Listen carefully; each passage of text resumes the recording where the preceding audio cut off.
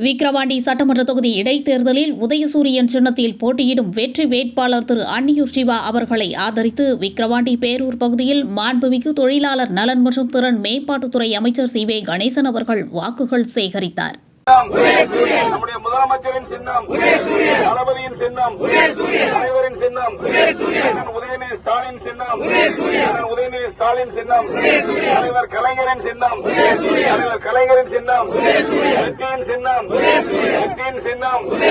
ஜெயிக்க போவது, ஜெயிக்க போவது, ஜெயிக்க போவது. நன்றி, வணக்கம். ஓடுங்கண்ண ஓட்டு, ஓடுங்கண்ண ஓட்டு, ஓடுங்கக்கா ஓட்டு, ஓடுங்கக்கா ஓட்டு.